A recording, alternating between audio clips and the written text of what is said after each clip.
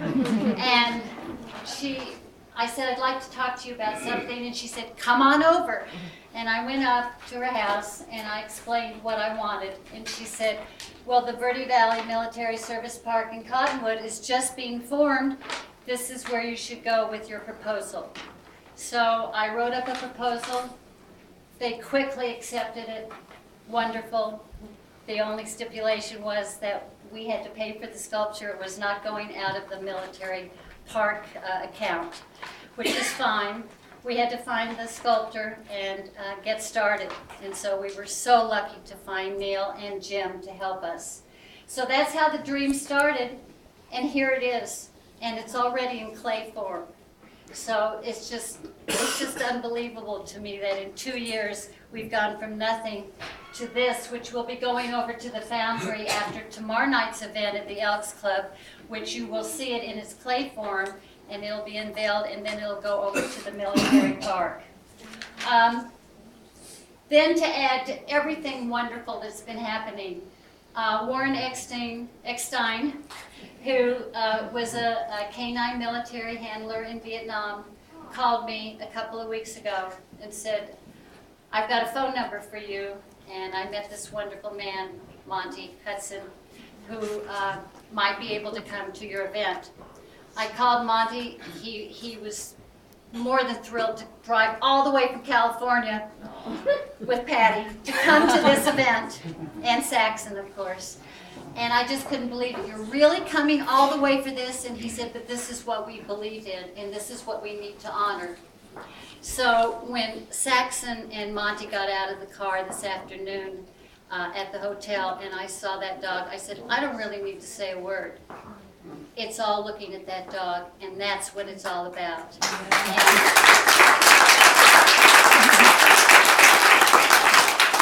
And we have pledge cards over on the table if anyone has it or would like to make a pledge to get this finished. And then you're all invited to see it when it's finally installed in the military park in Cottonwood. Can we have Monty speak a little bit? So Monty's going to come up. If Saxon could speak, that would be wonderful. There we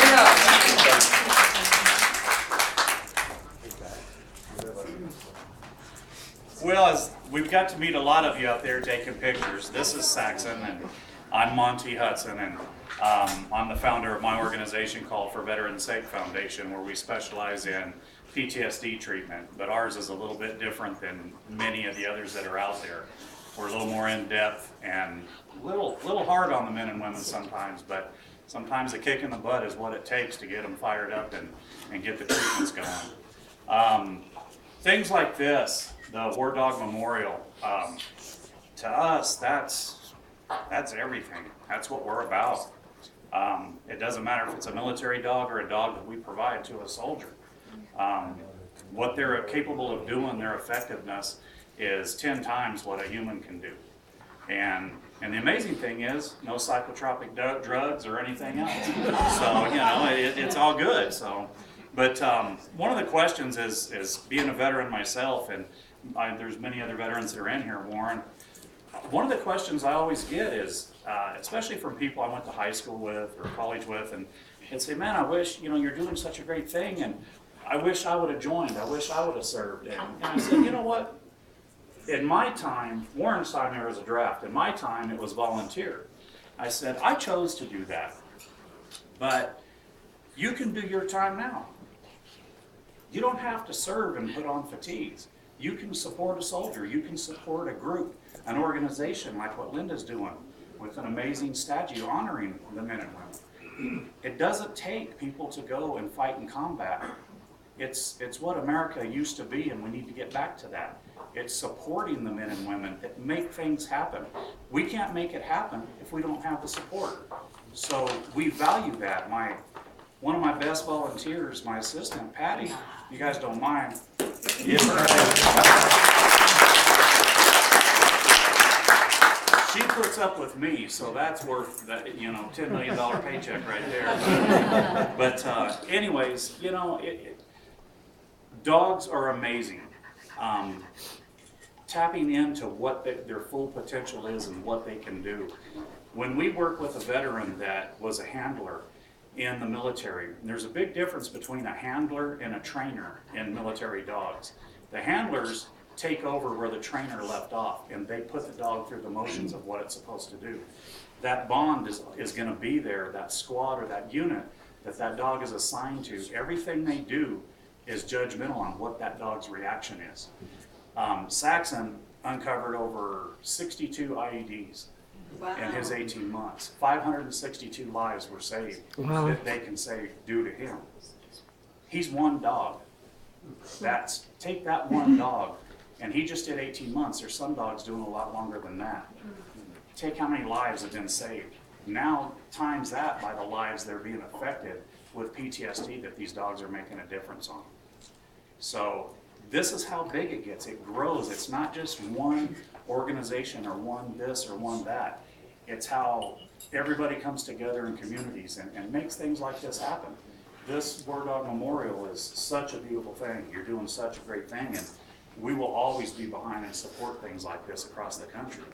We have our what we call on the road program getting ready to kick off, and you guys want to see pictures, I like bragging about it. It's pretty cool. But anyways, it's a motorhome that was donated to us, and had another organization come in, put in all new floors and carpet. What this motorhome is going to do is going to allow us to travel, get to more veterans, and some of these veterans that can't wait for us to get them a dog or wait for the VA to make up their mind, or they go and get their own dog because they're seeing and they're reading how effective this is. Well, but where do they get their training? A lot of you know there's a lot of swindlers out there in the dog industry that's going to say, oh, I can train anything from a crocodile to a peacock. I can do it. Well, it's not that way. And to train a service dog, especially for PTSD, there's certain methods that have to be used. And so we're going to get out there and try to help these men and women and hold clinics so they can bring their dogs to us, and we'll be there coming to them and get them the training they need or show them what really needs to be done so they don't get ripped off by some of these other, you know, I can do it for what, Warren? Some of them charge $10,000, you know, and they'll write that check and nothing ever happens. So yeah, Saxon's story, he's a 7-year-old Czechoslovakian Shepherd. He's been shot through the head above his right eye and exited through his, right up next to his ear right there. He's been blown up. He's got other wounds in his back. That's why some of you are out there petting him on the rear end a little bit, and he looks back at you. He's not going to snap at you. He's just a little tender back there sometimes. He's got PTSD himself. When you clap, don't worry about it. He's okay. But when you clap, as some of you back there, when I was sitting down, you've seen him crawl underneath my legs. That's what he'll do. He'll let me know I'm not safe right now, but I know you'll take care of me. So he'll crawl under my legs. But, you know, the emotion I have working these dogs with the humans, with our veterans, you know, it's just hard to describe. But I invite any of you. We're putting up our new ranch training facility in New Mexico. We're in the process of doing that right now. If you guys ever stop by, come by, see our facility, see what we're about and how we're doing things, and we'll be glad to show it to you. We might put you to work a little bit, but we'll show it to you. So, Where in New Mexico? we're going to be in Tularosa, just outside Alamogordo. And we've got about 10 acres there, and a good friend of mine who was going to come, but because of the move, he wasn't able to. He's a Vietnam vet. He's been in a wheelchair for 30 years. And he asked, he says, how can I help? How can I do something? And he's a diabetic. So I started training another dog, Patty knows, Harley. And Sonny took off, and he started training our dogs to get used to wheelchairs, the sound, especially the power chairs with the little electric noise it makes.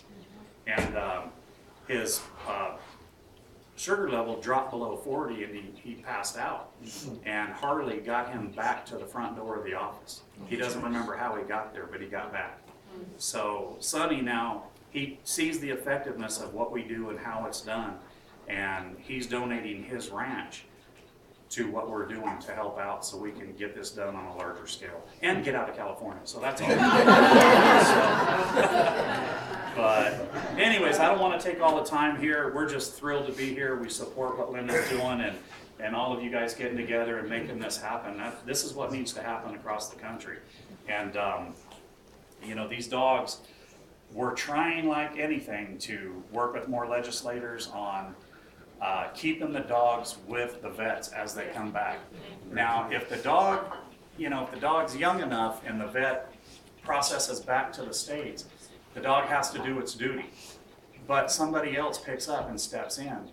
You know, that's kind of difficult to keep the dog when it's been with 2 or 3 different handlers, but we want to keep the dog with a handler.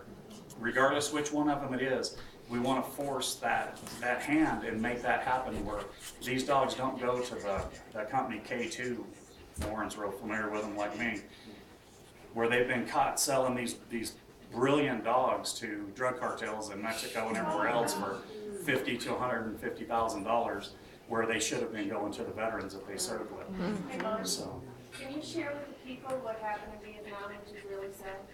well, Vietnam, Really sad. the dogs, and Warren, it was just up until recently, the dogs were considered equipment. They were destroyed. None of them come back. They destroy them. And, you know, and I call that, you know, the pencil pusher without a brain that's never had any experience on the ground. And, you know, that happened a lot in Vietnam. And with equipment very rarely ever comes back unless it's a jet plane or something like that.